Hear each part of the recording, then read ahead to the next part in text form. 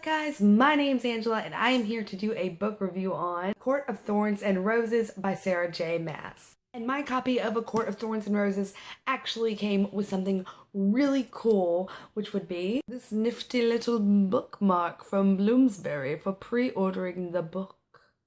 Isn't it cute?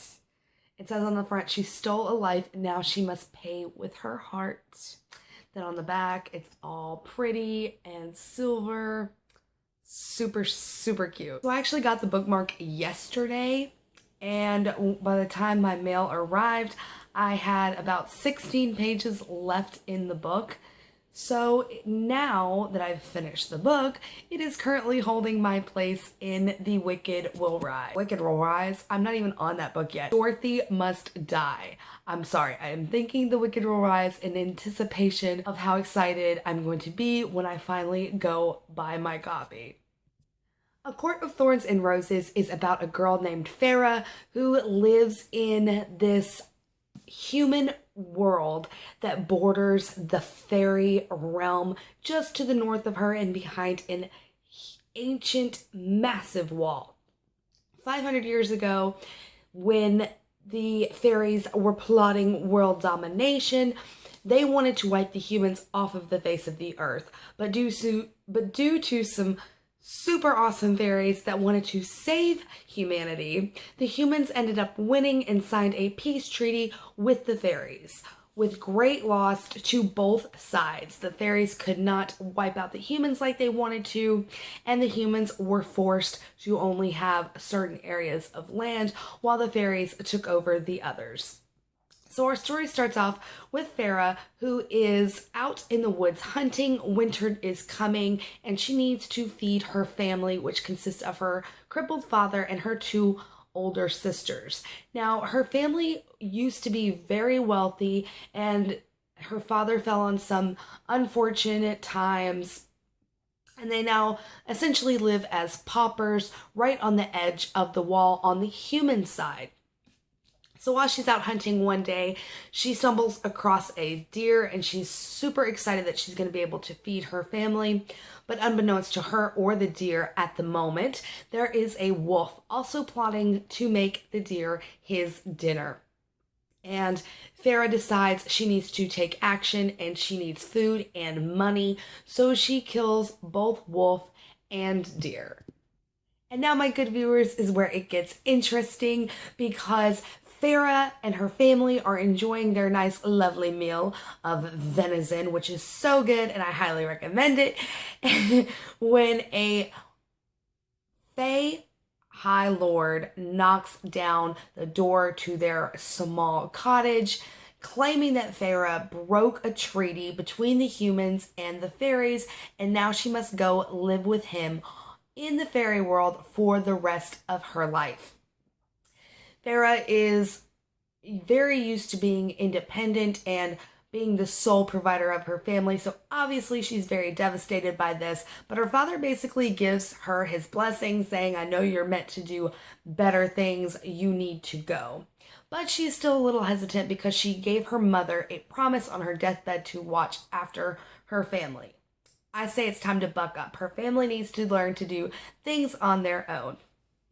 So the Fairy High Lord's name is Tamlin, and he takes her across the border into his court, which is the Spring Court.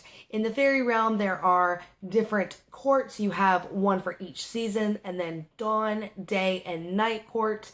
And he is the lord of the fairy court, of the Spring Court, where she is destined to live out the rest of her days. So while there, she starts to develop a genuine friendship with Tamlin's friend Lucian, as well as Tamlin himself eventually.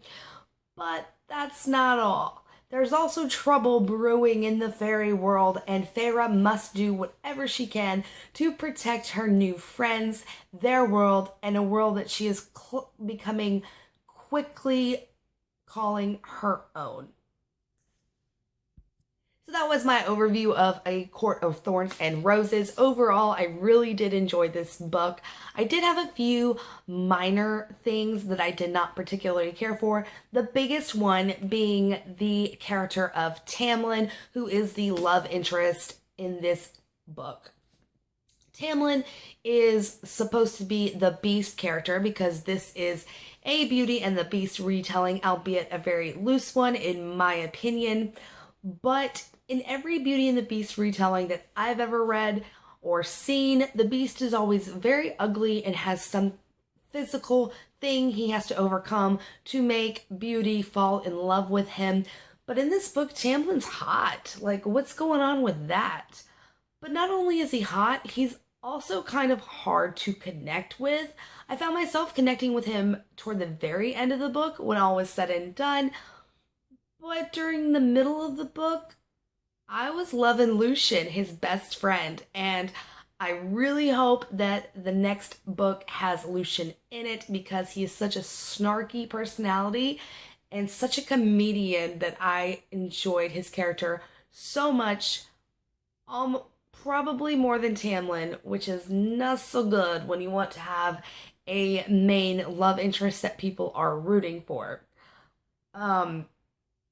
Sorry. Lost my train of thought there, not gonna lie. But yes, that was probably my biggest fault with this book.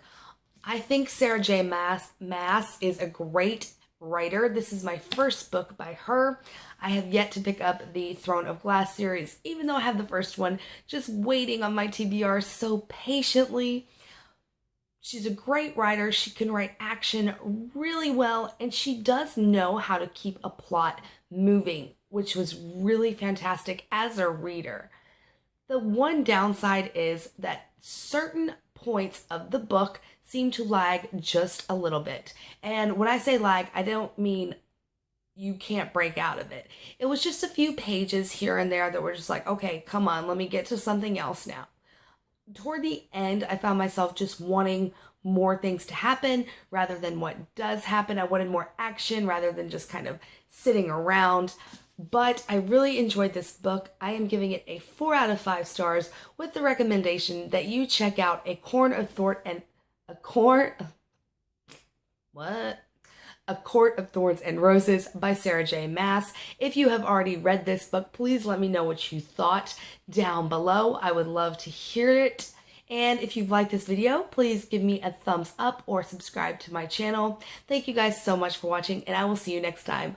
Bye!